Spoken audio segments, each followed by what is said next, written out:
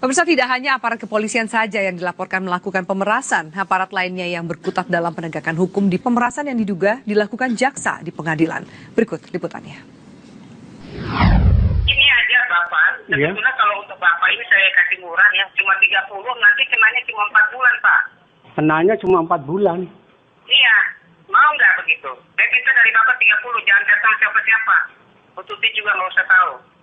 Oh. Nggak bisa kurang, Bu? Nggak usah. Saya ini bukannya dagang, Pak. Nggak mau gitu. Iya.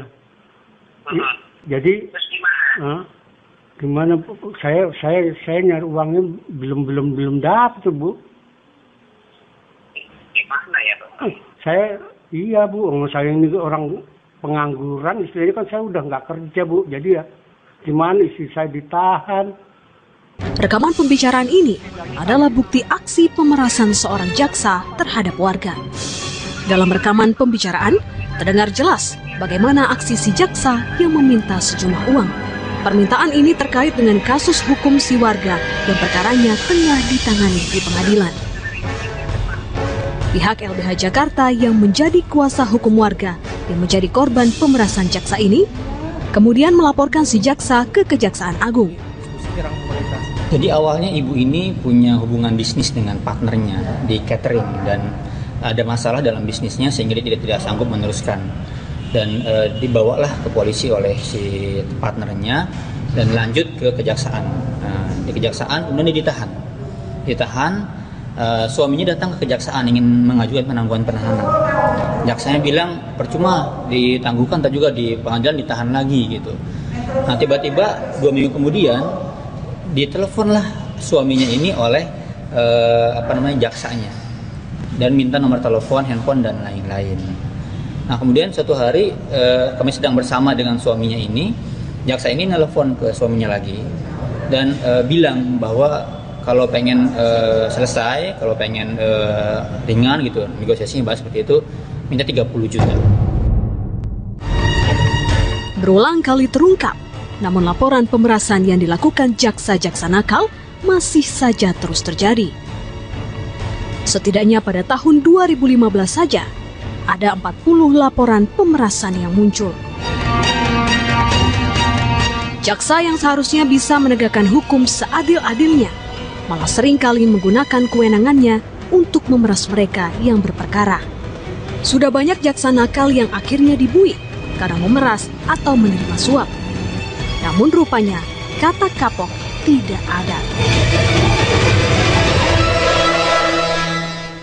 Dan tentunya pemerintah sekarang bertekad untuk pungli ini diberantas. Tadi Pak Gubernur Sulsel juga mengusulkan itu tentunya harus berkelanjutan. Tidak boleh hanya sporadis dan sebagainya. Atau sebentar berhenti. Kita berkelanjutan karena sudah begitu masifnya pungli ini. Ya. Pungli juga mengakibatkan menurunnya kepercayaan masyarakat kepada negara kan.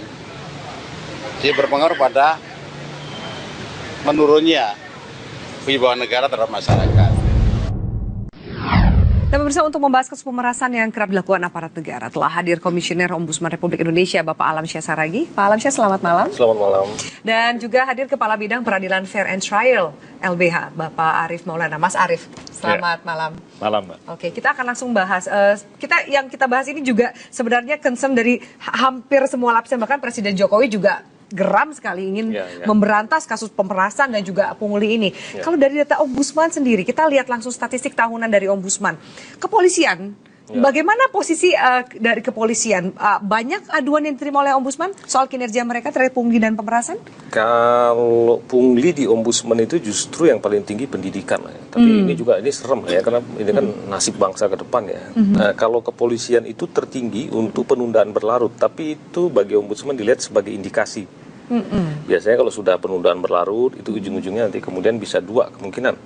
Ada pungli atau malah mungkin ada indikasi pemerasan. Untuk yang kali ini, geramnya Presiden, kemudian ada tim OPP dan lain-lain, Saber dan lain-lain itu? Silakan bentuk apapun bagi Ombudsman, sepanjang laporan ke Ombudsman tidak menurun tahun depan, kami akan bilang Satgas, Saber, semuanya gagal. Bagi Ombudsman, kalau tim itu bisa mengurangi intensitas laporan ke ombudsman, berarti ada perbaikan secara sistemik. Kira-kira begitu. Oke, dari LBH ini juga biasa menangani kasus-kasus. Banyak terjadi menjadi sebuah pola yang berulang juga? Ya, bisa kita katakan bahwa pungli, kemudian pemerasan itu terjadi dari hulu sampai ke hilir. Kalau dalam proses penegakan hukum pidana itu kita bisa melihat dari proses penyelidikan, di mana polisi menentukan ada tidaknya tindak pidana, penyidikan, lanjut ke penuntutan oleh kejaksaan, pengadilan, di mana hakim, panitera kemudian menyidangkan kasus sampai kemudian eksekusi di lembaga pemasyarakatan. Dan di lembaga pemasyarakatan ini ada tahanan, tapi juga ada narapidana yang kemudian sudah menjalani hukuman. Terjadi, Mbak, dari proses penyelidikan sampai kemudian eksekusi di lembaga pemasyarakatan. Ini dari hulu ke hilir sama lah kurang lebih kan, dari ombudsman dan LBH sama terjadi suaranya. Tapi kenapa nggak bisa dibenahin? Anda katakan udah dari banyak rezim pemerintahan melakukan pembenahan, kok nggak kelar-kelar? Apa segitu susahnya? Apakah memang pungli dan pemerasan ini jadi budaya dan sudah terlalu banyak orang yang keenakan makan uang haram dari pungli dan pemerasan ini? Kalau kita bilang budaya, menurut saya itu wujud kefrustasian kita ya. Kalau kita taruh orang Indonesia ke luar negeri, kok dia bisa patuh? Jadi sebetulnya bisa. Nah, persoalannya apakah kita punya sistem yang diperbaiki? Ya, pertama, menurut saya pengawas harus dipisahkan. Nah, selama ini di penyelenggara layanan pengawas ada di dalam, sehingga ya kemudian pengawasnya kalau orang mengadu tempo tertentu ya tidak direspon, akhirnya mereka lapor ke ombudsman. Itu yang paling penting. Yang kedua, perbaikan di aspek teknis pelayanannya. Saya dengar di pengadilan semenjak kita expose tentang calo kasus dan lain sebagainya itu, sekarang mulai pendaftaran itu mulai menggunakan online dan lain sebagainya. Saya tidak menyatakan akan drastis turun ya, tapi paling tidak itu adalah contoh-contoh perbaikan yang mereduksi kemungkinan adanya tatap muka yang menjadi awal dari pemerasan. Yang ketiga, kita karena pemerintah nih bilang mau melakukan reformasi hukum, coba cek di dalam proses hukum itu yang memungkinkan diskresi terlalu luas bagi aparat penegak hukum. Di situ yang juga harus dijaga. Jangan sampai kemudian diskresi ini menyebabkan orang bisa punya sewenang-wenangan. Iya, tawar-menawar dan lain sebagainya. Oke, kita contoh ini ada pemerasan, modus pemerasan. Ada ini contohnya di dalam lapas ya. Mungkin Anda bisa menambahkan, misalnya kepolisian tadi kan sudah ada nih penundaan kasus dan lain-lain. Modus pemerasan contohnya di dalam lapas ada biaya turun blok, biaya besuk, biaya sewa sel, banyak sekali. Mirip seperti yang kita kaji di ombudsman. Rokok. Ya, seperti ini. Ya, mirip. Bahkan ada untuk barang sitaan. Di barang sitaan juga barang-barang para napi untuk mengambilnya kemudian hari juga harus. Ini bisa terjadi ketika seseorang itu ditahan.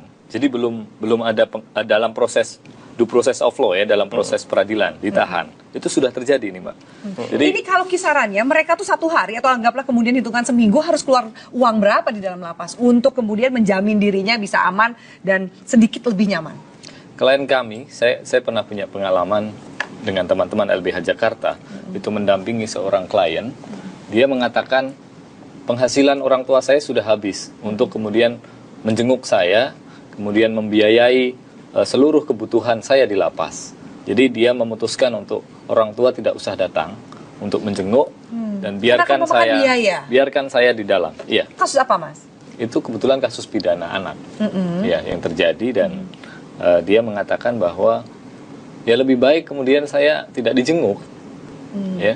Dan tidak hanya kasus anak, di kasus pidana umum maupun pidana khusus, baik tersangkanya itu perempuan, anak ataupun laki-laki dewasa, sama saja, tidak ada perbedaan. Di rutan mana mungkin ada yang berbeda? Pondok Bambu, di rutan Salemba, di rutan Tangerang, jadi pola-polanya sama saja. saja. Ini kan kalau kita tanya kemudian dari kepala lapas, sipir dan tentu nggak ada yang mengatakan bahwa ini terjadi. Oh, semua sudah ini, silakan cek CCTV dan lain-lain. Mereka takut dipecat, jadi mengatakan seperti itu. Tapi faktanya seperti saya katakan tadi, ini seperti bangkai. Jadi orang semua tahu, di sini semua orang tahu, mencium baunya yang sangat busuk. Tapi tidak ada yang kemudian apalagi ini bicara masyarakat. Kita melihat masyarakat kita ini rata-rata awam hukum. Mereka kalau melihat aparat penegak hukum sudah takut. Mereka pada akhirnya hanya diam. Dan kalaupun melapor harus melapor kemana? Ya, mereka kebingungan. Mereka takut juga kemudian malah menjadi itu masalah menjadi baru. backfire buat mereka dan keluarga. Kita akan jeda, kita lanjutkan lagi diskusi ini. Pemirsa, dalam proses pengadilan tidak hanya jaksa yang dilaporkan terlibat pemerasan. Hakim yang mendapatkan julukan yang mulia juga tidak luput dari aksi serupa. Seperti apa sepak terjang hakim-hakim nakal ini? Kami akan hadirkan informasinya sesaat lagi.